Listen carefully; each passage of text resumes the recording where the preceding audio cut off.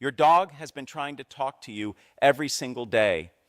And the terrifying part is, most of the time, you have been answering them completely wrong, not because you do not care, but because nobody ever gave you the translation guide.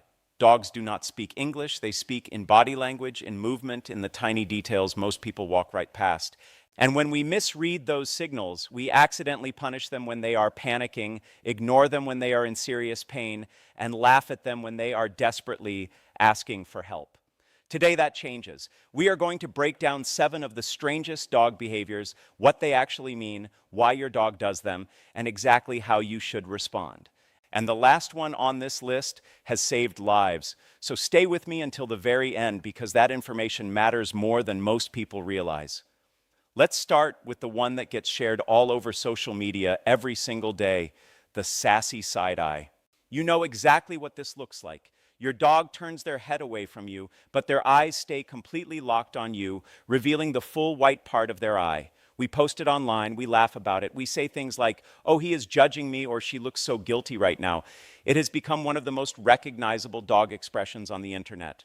And almost everyone is reading it completely wrong. Here is what is actually happening in your dog's body when you see that look. Veterinarians call it whale eye, and it is not sass, it is not guilt, it is not attitude.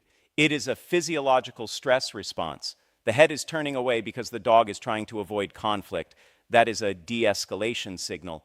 But the eyes are staying locked because their instincts are forcing them to track what they perceive as a potential threat. In that moment, your dog is telling you in the clearest way their body knows how, "I am overwhelmed and I need space right now." Here is a real scenario that plays out in homes every day. An owner takes a bone away from their dog. The dog gives them the whale eye. The owner thinks it is hilarious, laughs, and reaches in to pet them. The dog snaps. The owner is shocked and says the dog bit out of nowhere. But the dog gave an extremely clear warning. The owner just did not speak the language. The moment you see the whites of your dog's eyes, stop everything. Do not lean in. Do not reach toward them. Do not scold them. Step back, take a slow, audible breath, and give them room. Wait until they blink, shake their body off, and voluntarily walk toward you. That is the signal that their nervous system has reset and it is safe to reconnect. Forcing interaction before that moment is the single most common cause of surprise bites in family dogs. Now let's talk about one that feels like the opposite. Behavior number 2, the heavy lean. You are standing in the kitchen and your large dog walks up, presses his entire body weight against your legs, and just stands there like a warm, furry wall. If you shift, he nearly topples over. Most people either laugh it off or gently push them away. But this behavior is one of the most meaningful things your dog can do. A lean is a canine hug. When your dog gives you their full body weight, they are communicating total trust. They are not asking for anything. They are not demanding attention. They are simply telling you, "You are my safe place and I want to be close to you." You are their anchor. This behavior also serves a practical function for anxious dogs. When there is a thunderstorm, a house full of strangers, or any situation that feels uncertain, a dog will press their body against yours so their nervous system always knows exactly where you are. Physical contact allows them to monitor the room for potential danger without ever losing their security base, which is you. The worst thing you can do in this moment is push them away or scold them for being in the way. You are not just moving a dog, you are breaking trust. The right response in dog language is to simply lay a calm, steady hand on their side or chest. Not patting, not reaching over their head, just firm, gentle contact. You are telling them in their own language, "I feel you, I am here, we are safe." Moving on to behavior number 3, and this one is going to make a lot of people laugh in recognition. You go into the bathroom, you close the door, and within seconds, a paw slides underneath it, or worse, you left it slightly open, and now your dog is sitting inside, facing away from you, staring at the door like a furry security guard who takes their job extremely seriously. Most people assume this is pure separation anxiety or an unhealthy attachment. But the real reason goes back thousands of years before dogs ever lived in houses. In the wild, the moment any animal stops to relieve itself, it becomes completely vulnerable. It cannot run, it cannot fight. A pack of wolves instinctively forms a protective perimeter around a vulnerable member, not because they were trained to, but because protecting the pack is hardwired into their biology. Your dog still carries that instinct. And in their mind, when you disappear into that small tiled room alone, You are the vulnerable one. They are not invading your privacy. They are standing guard over you. That is loyalty in its purest form. The correct response is simply to let them do their job. You can find it amusing, you can ignore them, but do not scold a dog for following a protective instinct that runs deeper than anything training can easily override. However, and this distinction matters, if your dog scratches frantically at the door, whines continuously, or shows genuine distress when separated from you even for 2 minutes, that has moved beyond pack instinct into clinical separation anxiety. That requires a deliberate desensitization process using positive reinforcement and patience. But a dog who simply sits quietly outside the door, that is not a problem. That is devotion. Behavior number 4 is one that almost every dog owner has accidentally made worse: the demanding paw. You are on the couch, you are focused on something, and suddenly your dog hits your arm with their paw. You pet them, you stop. They hit you again. You pet them again. It feels harmless, it feels cute, it might even feel like they are trying to hold your hand. But here is what is actually happening inside your dog's brain in that moment. Every time they paw at you and you respond, their brain records a simple equation. I push this button and I get a reward. Over time, with enough repetition, this stops being a sweet gesture and becomes a compulsive loop. The dog cannot relax because their brain is constantly running the program. Paw equals comfort, keep pawing. What started as endearing behavior becomes an anxious, relentless cycle that owners describe as exhausting and impossible to stop. The solution feels counterintuitive, but it works. The next time your dog demands attention by hitting you with a paw, do not say no, do not push their paw away, and do not pet them. Do absolutely nothing. Become completely still. Look away. Fold your arms. The moment the dog gives up, puts their paw down, and settles, that is the moment you invite them in for affection. You are not withholding love. You are teaching them that calmness is what earns connection, not demands. That is one of the most important lessons any dog can learn. Now, here is one that might be making you feel guilty right now. Behavior number 5, the deep, dramatic sigh.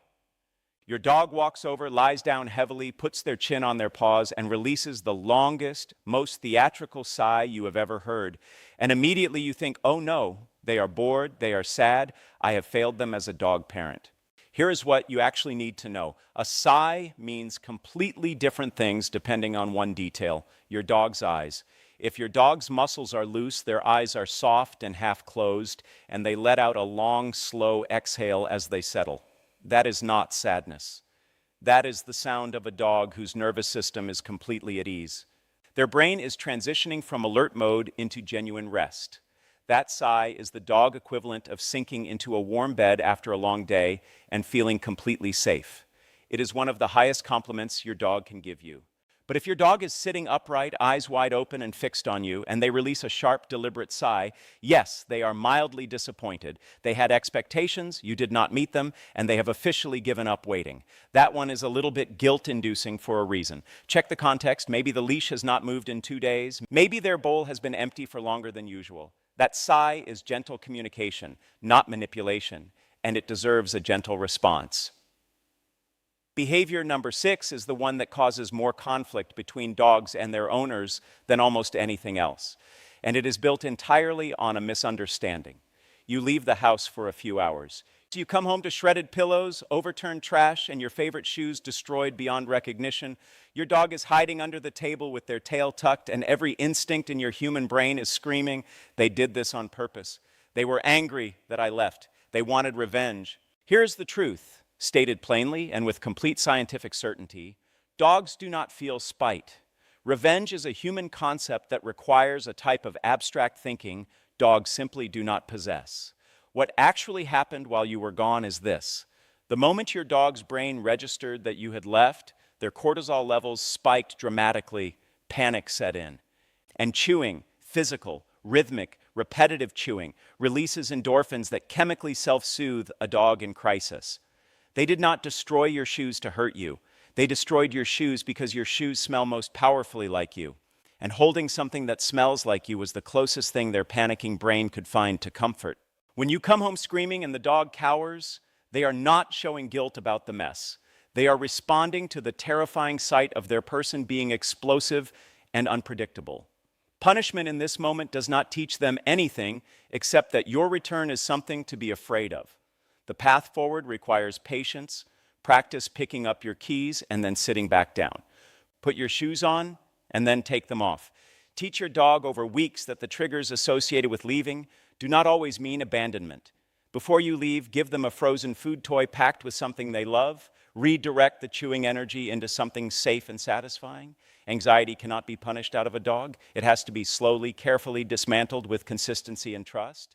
And now, behavior number 7, the one I mentioned at the very beginning, the one that looks the most ordinary and can mean two completely opposite things. The stretch.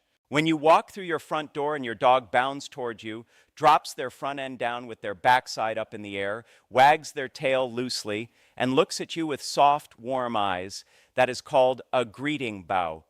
In dog language, it is one of the most joyful and peaceful signals that exists. It means, I am so happy you are here, I feel completely safe, and I am ready to engage with you. Get down on their level and meet them where they are. That moment is pure. But now here is the part that matters enormously. What if your dog does the exact same position, front end down, back end up, but the tail is not wagging? What if they hold that position for a long time? What if they are staring at the wall instead of at you, refusing to eat, and their eyes look tense and distant? In veterinary medicine, that position has a specific name, the prayer position, and it is a medical emergency. When a dog is experiencing severe abdominal pain, from pancreatitis, from a twisted stomach, from organ inflammation, they instinctively press their chest to the ground and raise their hindquarters in an attempt to take pressure off the inflamed area inside their body. They are not greeting you, they are not stretching, they are in agony, and they are doing the only thing they can to manage it. There was a dog brought in urgently after his owner called in a panic saying he keeps stretching and staring at the wall and will not touch his food. He was not stretching. He had pancreatitis, a dangerous, life-threatening inflammation of the pancreas. He survived because his owner paid attention to the details that did not fit: the missing tail wag, the refusal to eat, the stillness in the eyes.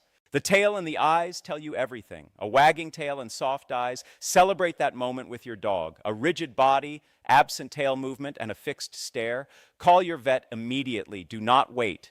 Do not convince yourself it is probably nothing. The difference between those two scenarios is a detail most people miss because they did not know to look for it. Now you do. Your dog is not weird. Your dog is not difficult. Your dog is not spiteful, dramatic, needy, or broken. They are a completely different species doing the absolute best they can to reach across a communication gap that should never have existed in the first place. And they are trying every single day with every tool their body has. The whale eye is a warning. The lean is a declaration of trust. The bathroom guard is loyalty in action. The paw demand is a loop you can gently break. The sigh is either deep contentment or mild disappointment. The destruction is a panic attack dressed up as misbehavior. And the stretch is either pure joy or a silent cry for help. And now you know exactly how to tell the difference. Which one of these 7 behaviors does your dog do the most? Drop it in the comments below. Tell me about your dog, because every single dog doing these things has a person who loves them. And that person just became a much better translator.